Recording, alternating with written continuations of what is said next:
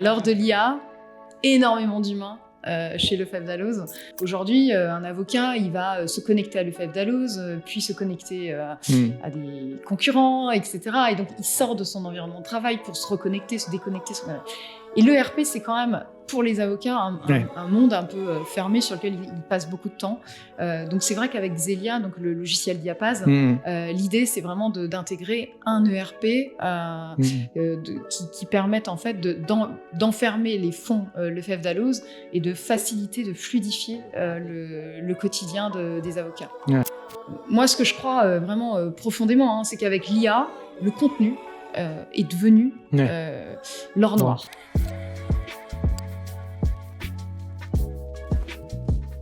Enchanté, Katie. Bonjour. Je suis très content de t'avoir avec nous. C'est Valentin qui nous a mis en relation, Valentin Danty-Bernard, qui est mon associé de chez Orama. Tu es, on peut dire, tu as récemment été nommée présidente, directrice générale Lefebvre Dalloz. Tu as un sacré parcours derrière, on va un petit peu en parler, mais l'idée aujourd'hui, c'est de parler surtout de ce que vous proposez chez Lefebvre Dalloz. Il y a pas mal de nouvelles actualités qui sont intéressantes, notamment le fait qu'en plus, vous faites un partenariat avec Xelia, où on est actuellement, c'est les locaux de Xelia, ils nous hébergent, nous, chez Orama. On n'est pas associés directement, mais on se connaît bien. Il y a pas mal de choses dont je voulais discuter, notamment sur le fait que vous êtes, on ne le sait pas toujours, mais quand même une très grosse entreprise et qui font beaucoup de choses. Donc l'idée, c'est un petit peu d'étayer aussi sur tout ce que vous faites et ce que vous préparez de faire. Et donc, voilà, je suis très content de t'avoir, toi, en porte-parole de l'entreprise. Je te laisse te présenter et puis j'ai une tonne de questions ensuite. Super, merci pour ton accueil. Écoute, oui, je suis arrivée il y a 5 mois à la tête de Lefebvre Dalloz, donc je ne viens pas du monde juridique. Moi, j'ai dirigé des entreprises de data et de médias. Donc, dans mon parcours, j'ai dirigé Kantar, qui est l'ancienne Sofres, dans 8 pays à l'étranger. Et on travaillait autour de la data pour permettre aux entreprises et aux marques de repartir en croissance. Okay. Donc l'enjeu quand je suis arrivée chez Lefebvre Dalloz, c'est de se dire quels sont les leviers de croissance. On vient du monde de l'abonnement et on est en train de bouger sur cette chaîne de valeur. Okay. Il y a des choses qu'on doit changer dans l'entreprise et c'était la mission que j'ai acceptée. Je suis arrivée le 1er février, donc tu vois, c'était vraiment 5 mois. Génial. Alors du coup, tout le monde connaît, l'audience c'est que des avocats, donc tout le monde connaît Lefebvre Dalloz, mais je pense pas que tout le monde connaît ce que vous faites en intégralité et finalement ce que vous proposez. Je pense que beaucoup vont penser au code. Parler du code rouge. C'est ça. mais moi, je l'ai connu, j'étais étudiant en droit, donc j'en ai une flottée chez moi qui sont en train de moisir parce que je suis plus étudiant. Mais qu'est-ce que vous faites aujourd'hui? Et après, on parlera de la suite. Ouais. Alors, Lefebvre Dalloz, on est le leader en édition juridique et fiscale, donc issu de 3 belles maisons d'édition. Tu as les éditions Francis Lefebvre, les éditions législatives et Dalloz qui a été racheté quelques années après cette fusion entre EL et EFL. La puissance de Lefebvre Dalloz, c'est d'avoir mis ces 3 maisons d'édition ensemble parce que ça couvre énormément de matières, de fonds. Et aujourd'hui, avec l'IA, la puissance du contenu qui a été centralisée permet à l'IA de donner des réponses extrêmement fiables. Donc, heureusement qu'ils ont, dans les années précédentes, préparé le terrain. Donc ça, c'est une grosse partie de l'activité. La deuxième partie, qui est peut-être un peu moins connue, et pourtant on est 3e en France, c'est qu'on est un organisme de formation. À la fois hard skills et soft skills. En fait, la grosse partie, c'est les soft skills. On pourrait croire qu'on fait surtout de la formation pour les avocats, mais non, en fait, on forme des commerciaux sur la relation client, on forme à la RSE, on forme au prompt, au change, etc.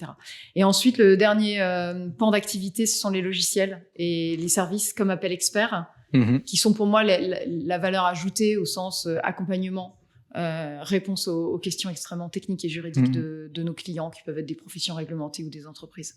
Ok, très clair. Et quels sont... tu parlais déjà d'intelligence artificielle, mais on sent que en même temps, c'est le sujet en ce moment. Et là, il y a une grosse data chez Lefebvre Dalloz. Combien vous êtes? Comment ça s'organise? Vous êtes une grosse entreprise. Il y en a qui ne le savent pas forcément que vous êtes à ce point aussi gros. Oui, on est 1200 salariés en France, à peu près le double dans l'ensemble des pays européens. Donc, c'est vrai qu'en France, on est nombreux. On a un pôle rédaction qui est le pôle majoritaire. Et heureusement, parce qu'en fait, l'énorme, je dirais...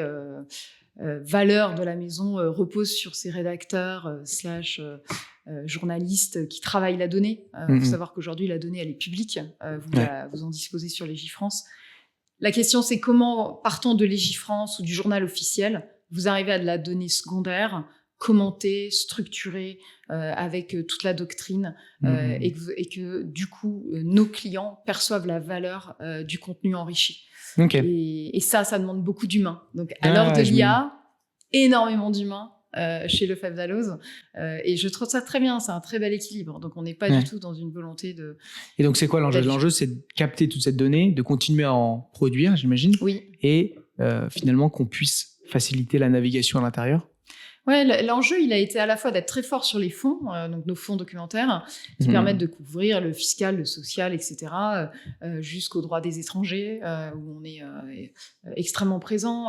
Donc, c'est de se dire comment on répond à ces questions de fonds, et dans toutes les professions réglementées, et quel que soit, je dirais, pour les avocats, qui soient avocats au niveau fiscal, social, etc., La difficulté, ça a été pour une entreprise qui a plus de 130 ans, c'est l'accès à l'information. Donc, les fameux moteurs de recherche. Quand on n'est pas une legal tech, ils peuvent être vieillissants. Et ce qui est absolument magique avec l'IA, c'est que ça nous a permis de faire le grand saut sans avoir à transformer des pseudo-moteurs de recherche dans tous nos fonds, ce qui aurait demandé de faire ça sur chacune des verticales. L'IA, de manière transversale, donne un accès synthétique à notre contenu, et on l'a lancé le 4 avril. Ok.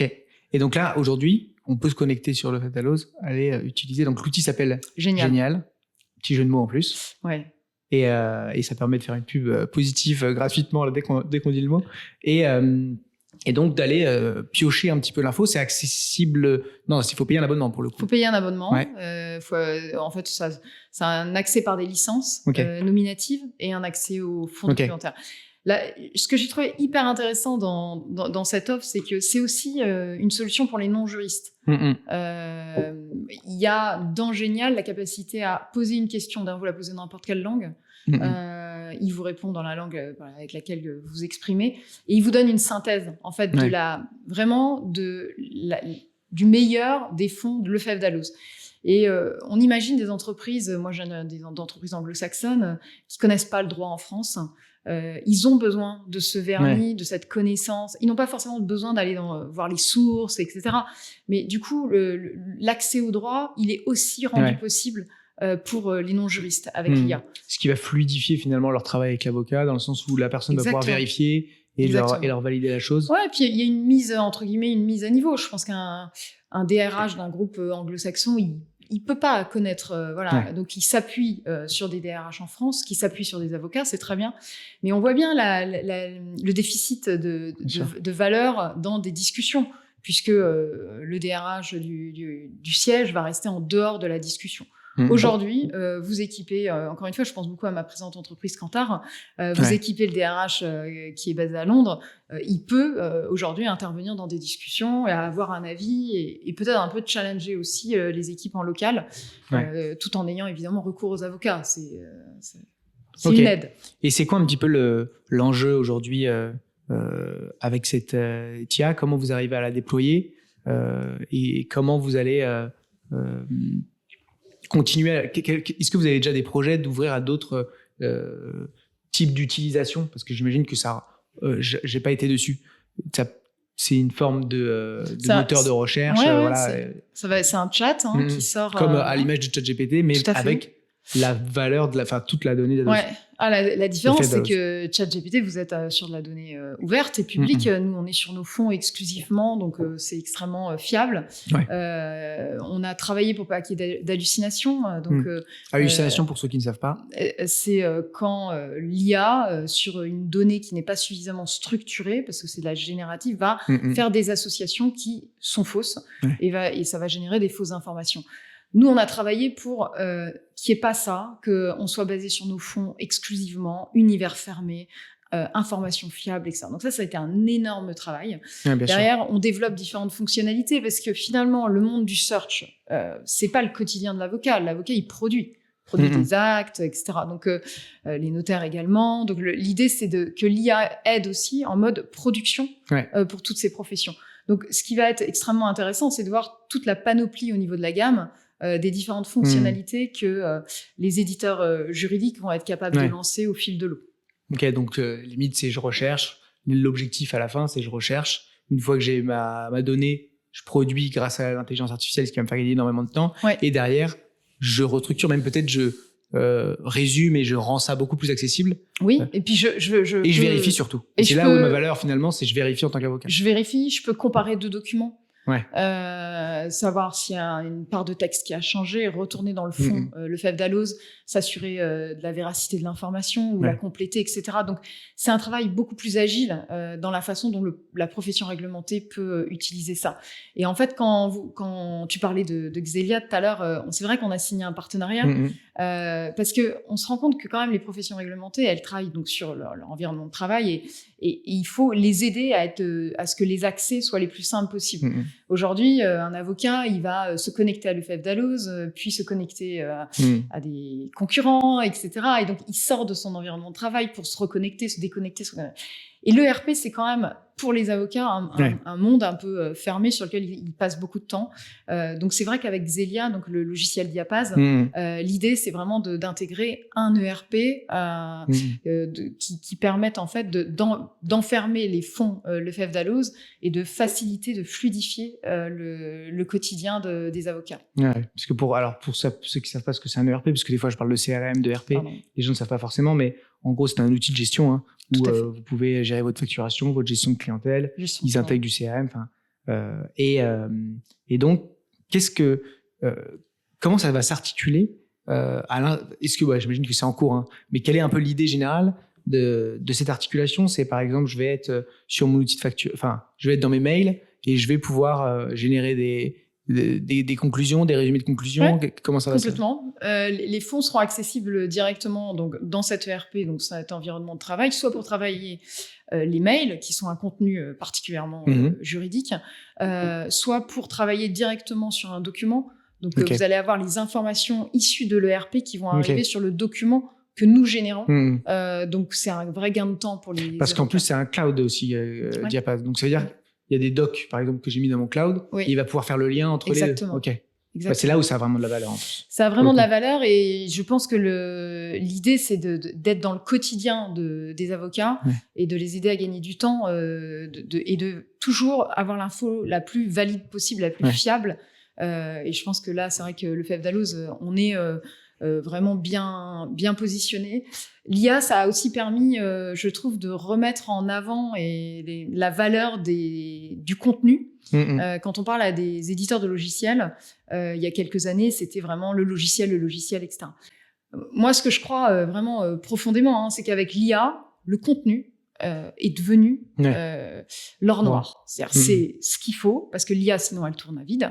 Et il y a beaucoup de boîtes, que ce soit des boîtes de conseil ou autres, qui se cherchent autour du contenu. Moi, encore une fois, dans la précédente boîte, on essayait de cultiver la data, c'est-à-dire d'avoir de la data propriétaire. Pourquoi ? Parce qu'une fois que vous avez votre propre data, vous pouvez venir échanger la data avec un client. Si vous n'avez rien, alors quand on dit échanger, le client il garde sa data, moi je garde ma data, mais grâce à l'IA, vous pouvez faire un pont et l'IA va venir parler d'une data à une autre data. Et ça, c'est intéressant. Mais pour ça, il faut en avoir soi-même.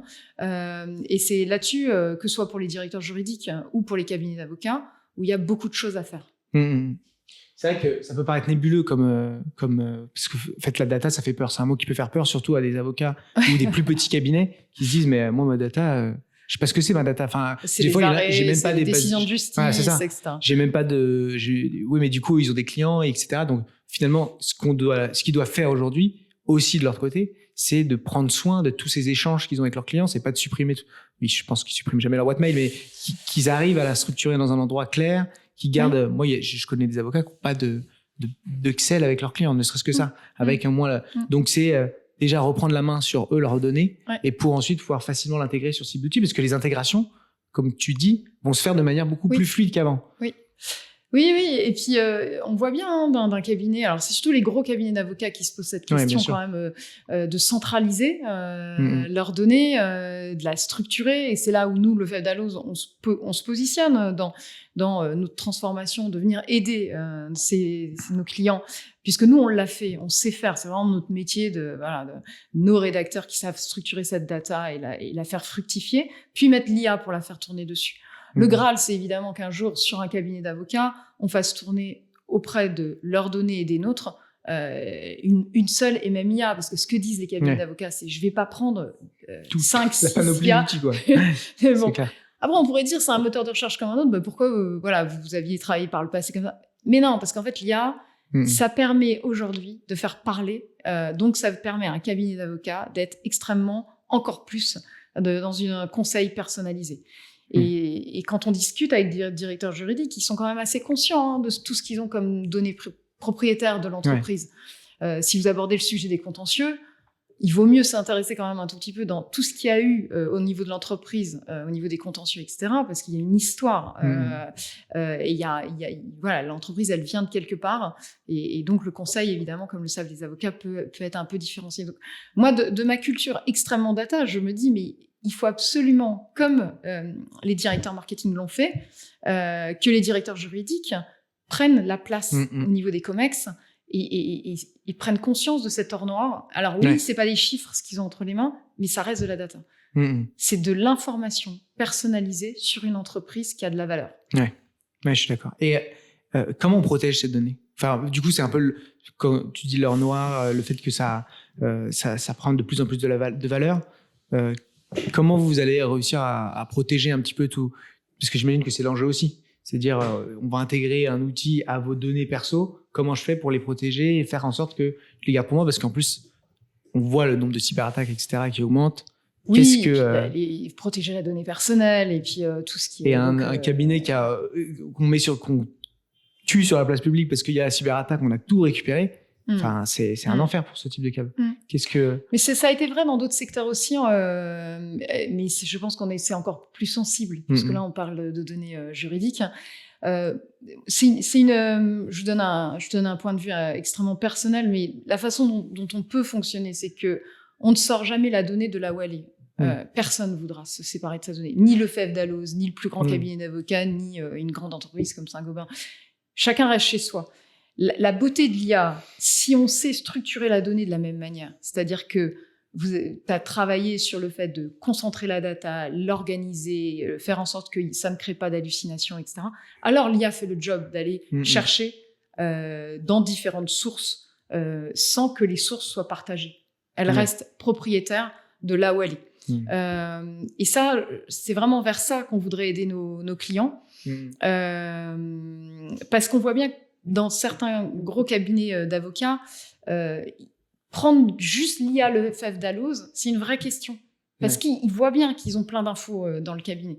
Donc, il y a une tentation de croiser les informations et c'est une jolie tentation. Et du coup, l'idée aussi d'éviter, c'est d'éviter d'avoir au sein de tous les cabinets un data engineer et un mec qui gère... je sais même pas le titre de la personne qui va gérer l'IA et qui va développer l'IA au sein de cabinet, mais simplement de prendre contact avec un acteur comme vous et de faire ce lien. Ok. C'est intéressant. Et puis, je pense, j'imagine aussi, par exemple, qu'il va y avoir, je sais pas, sur Diapaz, un petit chatbot qui va permettre d'avoir accès. Ça va se développer un peu comme ça. Tout à fait. Est-ce que vous préparez d'autres choses de ce côté-là, ou déjà c'est un peu le gros chantier? C'est quoi un petit peu la suite? Alors, pour moi, c'est une maturité et un projet, honnêtement, à 2-3 ans. Quand on discute avec nos clients, il y a aussi toute une partie de change à réaliser, c'est-à-dire l'IA, au-delà de se demander sur quelles données elle va tourner, c'est aussi qui sont les profils qui vont les utiliser, quelles sont les tâches qui vont être supprimées et comment je revalorise ces jeunes qu'on a en cabinet d'avocats. Ça va même jusqu'à le système de facturation sur le temps passé.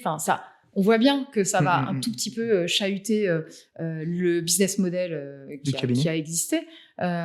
Et ça, je trouve que c'est une partie extrêmement intéressante sur laquelle le FEV Dalloz se positionne également. C'est d'accompagner les cabinets d'avocats sur le fait d'apprendre à utiliser l'IA, d'identifier les tâches sur lesquelles ils peuvent gagner du temps et de voir les profils que ça touche en interne. Donc il y a un travail quand même de change à réaliser, d'accompagnement dans la réorganisation finalement. Et ça prend toujours un peu de temps. Ouais. Donc, et on voit bien que c'est une barrière à l'entrée, c'est-à-dire que tant que ce travail n'a pas été réalisé, la question de combien de licences d'IA il leur faut, je sais pas s'ils savent répondre. Et nous, on sait pas répondre non plus. Enfin, on a une idée, on se dit un cabinet devrait être équipé à un tiers. Mais j'aurais pensé que toutes les personnes susceptibles de produire juridiquement seraient susceptibles d'avoir une licence, dans le sens où tout le monde va l'utiliser. Enfin, même le stagiaire, il arrive. Les stagiaires, les collaborateurs, est-ce que les associés, non, certains avocats, certainement, mais l'idée n'est pas de suréquiper les cabinets, c'est que, et surtout, in fine, nous, ce qu'on veut, c'est de l'usage. Donc, on veut vraiment.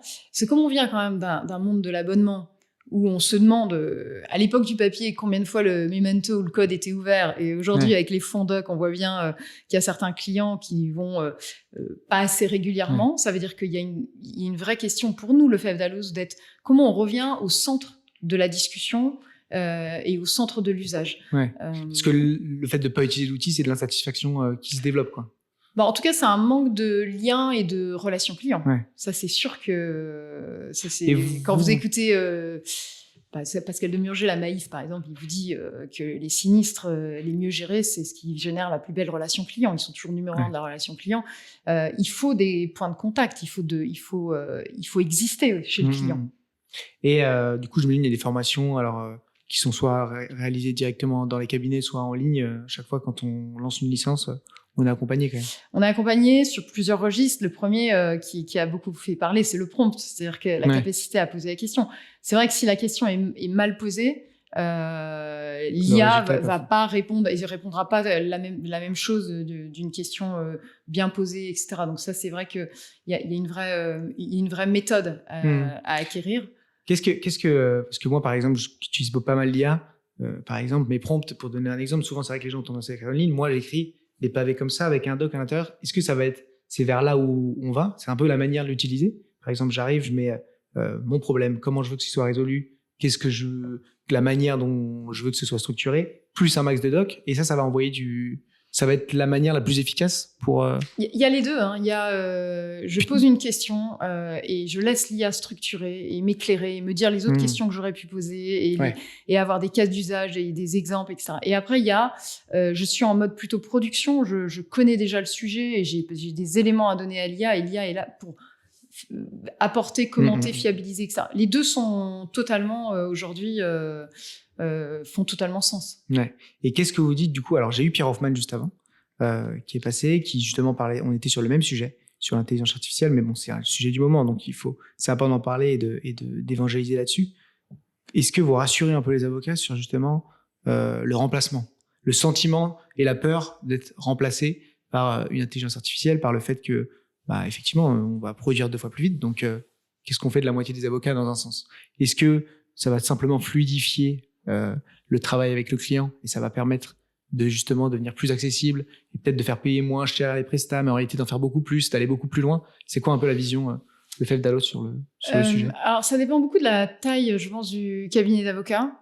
Déjà, il y a quelque chose qui nous importe beaucoup chez le FEV Dalloz, c'est d'éviter la fameuse fracture numérique, d'avoir des... C'est marrant, c'est aussi le sujet de tout à l'heure. De Pierre. On en a parlé ensemble. Non, mais c'est un vrai sujet parce que les cabinets solo, on en a 9000. Et je sais pas comment aujourd'hui, ils gèrent à la fois leur entreprise et toute cette transformation, ce temps. Il faut beaucoup de temps avec l'IA pour... Donc, je trouve que c'est aussi notre rôle d'aider là-dessus, comme on est extrêmement présent au niveau des facs, etc. Il y a une forme de mission. Mais c'est pas vraiment la fac le problème, je pense. Le problème, c'est peut-être plus pour les cabinets un peu le plus problème vieux, avec quoi. les facs, c'est pas un problème, mais aujourd'hui, ils continuent à passer leurs examens avec le code. Bon, c'est très bien. Nous, c'est très bien. Mais ça les habitue pas tout à fait à ce qu'est la vraie vie dans un cabinet d'avocats une fois qu'ils ont accès à nos codes d'accès, pour le coup, voilà.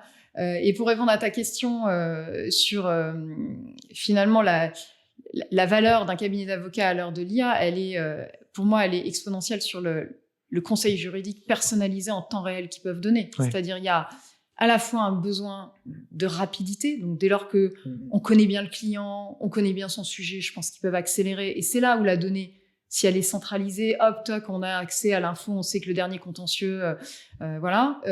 Et comme nous, ils doivent monter évidemment sur la chaîne de valeur, mais eux, il y a de l'humain, beaucoup. Il y a beaucoup de conseils juridiques à forte valeur ajoutée. Donc, il s'agit surtout d'accompagner les jeunes dans l'intégration dans les cabinets d'avocats, dans des missions qui vont certainement bouger un peu, ou alors dans le fait d'être outillés différemment. C'est aussi une différence de fonctionnement, et qu'on a vu dans d'autres secteurs où on se posait exactement la même question. Mais finalement, toutes les tâches un peu répétitives et besogneuses, je pense que c'est pas pour ça, de toute façon, c'est pas attractif pour les jeunes, c'est pas. Donc, si on peut leur faire gagner du temps là-dessus, faire gagner en fiabilité, je suis sûre que n'importe quel cabinet saura réutiliser ses cerveaux à bon escient. On aura vraiment des cabinets réactifs, alors que c'est la valeur souvent mise en avant, ce qui est pas forcément toujours le cas. Moi, je sais que toutes les boîtes, mais en plus, c'est pareil dans les grandes entreprises où tu étais précédemment, on cherche de la réactivité pour avoir de l'agilité. Et donc, l'idée, c'est que maintenant, le cabinet d'avocats, c'est réponse le plus rapidement possible, hyper structuré, hyper bien expliqué. Pareil, je sais pas si tu as vu un peu le débat autour du legal design et le fait de rendre les questions rendre des réponses beaucoup plus faciles à prendre en main pour une entreprise ou un particulier. Et donc, ça va aussi jouer là-dessus. Et peut-être que l'avocat va devenir finalement autant un producteur juridique et une personne où on sait que la réponse qui va être donnée va être bonne, mais aussi quelqu'un qui va faciliter la prise en main au sein de l'entreprise de tout ce qu'elle produit et ce qu'elle offre. En tout cas, c'est vrai que nous, on a voulu que le produit génial, il offre à la fois une réponse extrêmement technique et juridique, qui est difficile d'accès pour un non-juriste, je tiens à le préciser. Et à côté de ça, tu as un autre onglet où tu as vraiment les mainstream de l'autre côté de toi, pour tout le monde, la simplification de la recommandation. Parce que je pense qu'il y a aussi ça. Il y a le meilleur conseil au monde, si la personne ne le comprend pas, ça sécurise pas, en fait. Donc, et c'est ça, c'est intéressant d'arriver aujourd'hui sur une matière comme le droit, d'avoir ces deux niveaux-là. Il n'y a pas toujours eu, je trouve. On veut un niveau de lecture, on veut la réponse sur un post-it, et puis on veut le truc derrière au cas où. Exactement, au cas où, s'il faut justifier quelque chose ou envoyer à quelqu'un. Trop bien. C'est très clair. Qu'est-ce qu'on te souhaite, du coup, parce que c'est relativement récent que c'est arrivé. Qu'est-ce qu'on te souhaite sur la suite? Et est-ce que tu as un message pour justement, alors nous, on est plutôt sur les avocats, à faire passer sur le sujet? Je souhaiterais on est souvent perçu, comme je disais tout à l'heure, comme Dalloz, le code rouge. En fait, c'est un peu du monde où j'étais avant. On était perçu pour les sondages politiques, mais en fait, on faisait du conseil aux marques dans de la croissance. Donc, je voudrais vraiment que le FF Dalloz soit reconnu comme un partenaire pour aider les clients des cabinets d'avocats, etc. On est là pour aider les cabinets d'avocats. Voilà. On est un partenaire. On n'est pas un abonnement où on se pose la question de le renouveler chaque année. Et ça, je pense qu'il y a un vrai travail qui doit être fait chez nous. On a énormément de rédacteurs qui peuvent aider, encore une fois, à structurer la donnée. Ils sont extrêmement forts. Il y a une matière grise incroyable. Et c'est notre métier. Vous prenez de la donnée, la structurer, d'en faire quelque chose d'enrichi. Ça, c'est ce qu'on peut proposer. Et l'IA, je pense que maintenant, on est assez visible, comme on était les premiers à avoir lancé l'IA générative adossée au Fondoc. Je pense que ça, on est maintenant assez bien vu mais c'est que le début. Voilà, c'est que le début de l'histoire. Oui, parce que, on en parlait avec Pierre aussi, c'est là, notre interview, elle va très rapidement, notamment nos propos sur l'IA, en soi, ce que fait le FF Dalloz, ça va pas bouger, mais ça va hyper vite. Donc, plus tôt on s'y met, mieux. Ouais. Il faut se responsabiliser autant Oui. en tant que acteur que Oui. en tant qu'avocat et se dire, Oui. faut que je mette ma tête dedans parce qu'en Oui. fait, ça va très très vite. Mais l'IA n'est qu'un moyen. Moi, je pense qu'il faut c'est pas. En tout cas, nous, chez Lefebvre Dalloz, ce qui compte, c'est les fonds, la qualité de la mise à jour de l'information. C'est que quand on s'appuie sur Lefebvre Dalloz, on sait que la donnée, elle est fiable. Il y a zéro doute. L'IA, ok, c'est l'IA générative, c'est pour ça qu'on a appelé ça génial, hein, générative AI Lego, mais ce n'est qu'un moyen. Voilà. Et je pense que pour nous tous, quel que soit l'entreprise, le cabinet, c'est un moyen. C'est pas l'objectif en soi. Okay. Est-ce que vous proposez une version d'essai ou un truc comme ça ou pas du tout? Ouais. Ok, bon, c'est parfait. J'allais vous dire, allez tester. Et c'est la meilleure moyen de savoir si ça va vous plaire. J'imagine que ça va évoluer au fil du temps. Oui. Mais bon, allez-y de temps en temps. Et puis, si ça fonctionne et que ça vous fait gagner, mais un tout petit peu de temps pour développer après derrière et prendre le temps de gérer votre activité ou ne serait-ce que prendre du temps pour soi, parce que c'est aussi un gros sujet sur les avocats, eh bien, c'est gagné, quoi. Ok, bah merci beaucoup, Katie. Merci à toi. C'est super cool.